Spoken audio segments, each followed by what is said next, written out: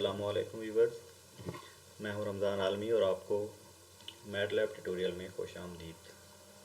आज हम मैटलैब की बेसिक्स कवर करेंगे। इसमें हमारा एजेंडा होगा आज का MATLAB basic interface, variable. MATLAB basics interface को हम देखते हैं कि मैटलैब की बेसिक्स में मैटलैब से बनता है मैट्रिक्स लेबॉर्ट्री।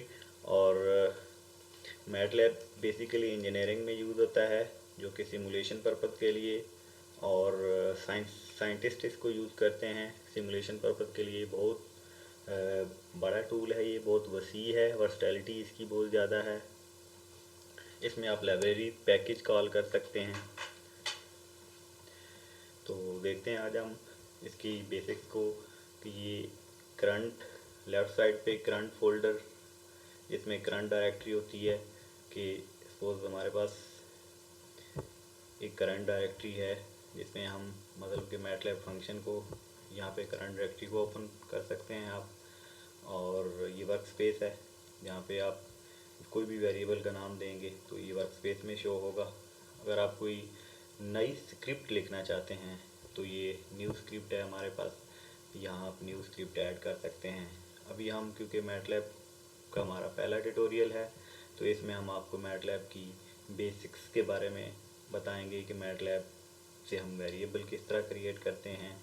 तो हमारा सेकंड टॉपिक है कि हम वेरिएबल किस तरह क्रिएट करते हैं मैटलैब में। तो आइए हम सीखते हैं कि ये हमारी कमांड विंडो है जिसमें हम सपोज हम पहला वेरिएबल नेम है हमारा x इक्वल टू 10। देखें वर्क स्पेस में x की वैल्यू 10 स्टोर हो गई है। y वेरिएबल क्रिएट करते हैं, इसको हम वैल्यू असाइन करते हैं 13। और वर्क स्पेस में आप देखें y में 13 स्टोर हो गया है। तो ये हमारे कंटेनर हैं, ऑब्जेक्ट्स हैं जिसमें की वैल्यू स्टोर होती हैं। और ये हमारे पास x और y बेसिकली मैट्रिक्स हैं। सेकंड हमारा टॉपिक है वेक्टर्स, बेसिक अरिथमेटिक ऑपरेशन। तो बेसिक अरिथमेटिक ऑपरेशन हम करेंगे जिसमें एडिशन, सब्ट्रैक्शन, मल्टीप्लिकेशन, डिवीजन को हम देखते हैं। तो इस बेसिक ऑपरेशन में हम ये कमांड होती है CLC, जैसे हम कमांड विंडो को क्लियर कर सकते हैं। अगर हम चाहते हैं कि जो हमारी वर्क स्पेस है इसमें भी अगर वेरिएबल जो स्टोर्ड हैं ये भी क्लियर हो जाएं तो हम क्लियर ऑल करते हैं, तो क्लियर ऑल से वर्क स्पेस भी क्लियर हो जाती है।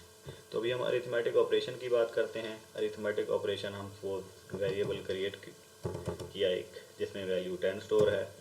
सेकंड वेरिएबल हमने क्रिएट किया जिसमें 15 स्टोर है। अगर हम एक वेरिएबल क्रिएट करते हैं रिज़ल्ट का, result equal to x plus y, तो रिज़ल्ट हमारे पास आ गया 25। तो इस तरह हम x स्टैरिक y करके मल्टीप्लिकेशन का ऑपरेशन करते हैं। देखें रिज़ल्ट में 25 स्टोर हो गया है। आंसर जो हमने मल्टीप्लिकेशन का ऑपरेशन किया है तो उसमें हमारे पास 150 स्टोर हो गया है। डिवीजन का भी हम इस तरह ऑपरेशन कर सकते हैं, x division y equal to 0.667। तो इसी तरह हम सब डिवीजन का भी कर सकते हैं। डिवीजन का हमने कर ली है तो x सब्ट्रैक्टेड टू y, तो हमारे पास आ गया है कि x माइनस वाई, आंसर हमारे पास है -5। इसके बाद हम देखते हैं कि हम मैट्रिक्स वेक्टर हम किस तरह क्रिएट करते हैं मैटलैब में। वेक्टर हम क्रिएट करेंगे अभी कि इसको हम CLC कर लेते हैं और क्लियर ऑल कर लेते हैं, तो हमारी वर्क स्पेस क्लियर होगी। अभी हम एक वेक्टर क्रिएट करते हैं। सपोज हम कहते हैं x इक्वल टू 1 कॉलन 1 से हम वेक्टर स्टार्ट कर रहे हैं और 10 वैल्यू का एक वेक्टर क्रिएट कर रहे हैं। तो x में एक देखें वर्क स्पेस में कि एक कंटेनर है जिसमें 10 वैल्यू स्टोर हो गई हैं। ये एक एरे बन गई है जिसमें पहले इंडेक्स के ऊपर 1 है, दूसरे इंडेक्स पे 2 है, तीसरे पे 3 है, चौथे पे 4 है, और इसी तरह मतलब कि हर एक इंडेक्स के ऊपर वैल्यू स्टोर्ड है। तो अब अगर हम एक्स से कोई वैल्यू एक्सेस करना चाह रहे हैं, एक वेक्टर से कोई वैल्यू एक्सेस करना चाहते हैं, तो हम एक्स लिखेंगे और उसकी लोकेशन देखेंगे, क्योंकि एक वेक्टर है, रो तो एक है हमारे पास, कॉलम 10 है, तो हम तो फिफ्थ वैल्यू जो है ना एक्सेस करना चाहते हैं। तो हम इसमें देखेंगे 1 कॉमा और वैल्यू हम कॉलम, हमारा कॉलम आएगा फिफ्थ, तो फिफ्थ कॉलम एंटर करते हैं तो हमारे पास जो फिफ्थ वैल्यू एंटर होगी। अगर हम इसी लोकेशन के ऊपर हम चाहते हैं कि हम 25 पुट करें, तो हम इस वेक्टर के अंदर 25 वैल्यू पुट कर सकते हैं। तो ये हमारे पास है वही एक्स वेरिएबल है, 1 रो है और फिफ्थ कॉलम है, इसमें हम 25 वैल्यू पुट करते हैं। तो देखें कि वही एक्स है, वर्क स्पेस में देखें, और उसमें फिफ्थ कॉलम के ऊपर जो 5 था उसको हमने चेंज करके उसमें 25 पुट कर दिए। देखते हैं अब मैट्रिक्स कैसे क्रिएट करते हैं। अब हम मैट्रिक्स की तरफ आते हैं कि मैट्रिक्स किस तरह मैटलैब में क्रिएट करते हैं और मैट्रिक्स में किस तरह वैल्यू हम इससे एक्सेस करते हैं, वैल्यू राइट करते हैं। तो CLC कर लेते हैं और clear all, work space clear हो गई है। अब हम मैट्रिक्स क्रिएट करते हैं। सपोज हम कहते हैं कि G MATRIX matrix equal to square bracket use करेंगे, 1 space 2 space 3 semicolon, 4 space 5 space 6 semicolon, 7 space 8 space 9 enter press करेंगे। तो ये देखें कि हमारे पास एक मैट्रिक्स है 1 2 3 4 5 6 7। अब इस मैट्रिक्स से हम कुछ वैल्यू एक्सेस करना चाहते हैं। सपोज हम इस मैट्रिक्स में 9 एक्सेस करना चाहते हैं, लास्ट वैल्यू देखें थर्ड कॉलम, हम इसका पूरा नाम लिखेंगे। मैट्रिक्स जो हमने एक ऑब्जेक्ट बनाई है या एक कंटेनर बनाया है, और इससे हम थर्ड वैल्यू 3/3 का हम की वैल्यू को एक्सेस करना चाह रहे हैं। तो 3 लिखेंगे, 3 रोज कॉमा 3 कॉलम। तो देखें हमें 9 मिला है। वर्क स्पेस में देखें कि आंसर हमारा क्या है 9, यानी देखें लोकेशन मैट्रिक्स में देखें तो 3/3 में देखें 3 रो 3 कॉलम के ऊपर 9 वैल्यू स्टोर्ड है। तो अगर हम इसी के ऊपर हम वैल्यू कोई राइट करना चाहते हैं, हम चाहते हैं कि हम 9 के ऊपर ना 100 स्टोर करना चाहते हैं, तो मैट्रिक्स में देखें वही मैट्रिक्स है जहाँ पे 9 था, हमने वहाँ 100 वैल्यू स्टोर करवा दी है। सपोज हम मैट्रिक्स में कोई एक वैल्यू एक्सेस कर लेते हैं, हम सेकंड रो में और फर्स्ट कॉलम को हम एक्सेस कर लेते हैं। तो हम लिखते हैं मैट्रिक्स। तो मैट्रिक्स में अगर हम चेंज करना चाहते हैं, हम कहते हैं सेकंड रो में हम चाहते हैं फर्स्ट कॉलम में 4 है, तो देखें 4 एक्सेस हो गया।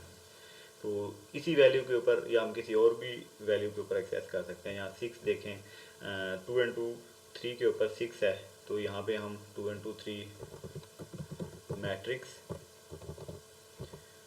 2 रो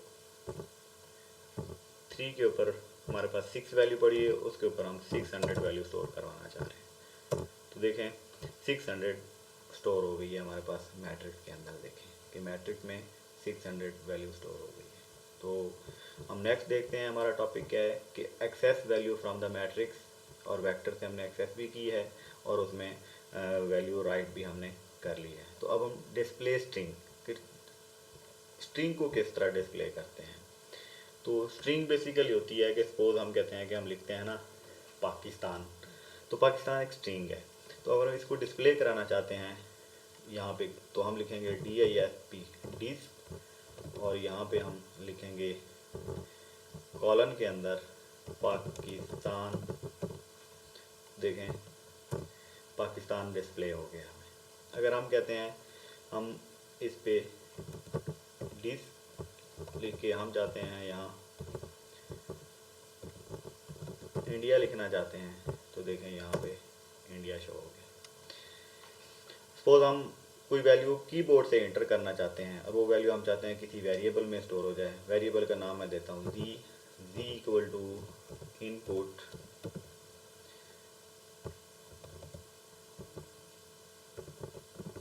इंटर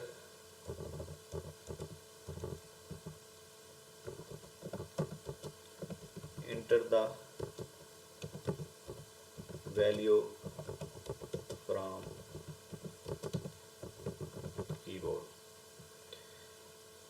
\n करते हैं ताकि न्यू लाइन से स्टार्ट हो। अब ये कीबोर्ड से हमसे वैल्यू मांगेगा, तो वो कहता है inter the value from keyboard. हम सपोज 45 इंटर की करते हैं, तो देखें जी हमने वेरिएबल रखा था जहाँ हमने लिखा था कि input enter the value from keyboard, हमने वैल्यू इंटर की और 45 जी कंटेनर है, एक ऑब्जेक्ट है, एक वेरिएबल है जिसमें 45 वैल्यू स्टोर हो गई है। तो आज के जितने हमारे टॉपिक थे, आज का हमारा एजेंडा था, वो ऑलमोस्ट हमने कंप्लीट कर लिया है और इंशाल्लाह हम मिलते हैं नेक्स्ट ट्यूटोरियल में। ओके, अल्लाह हाफिज़।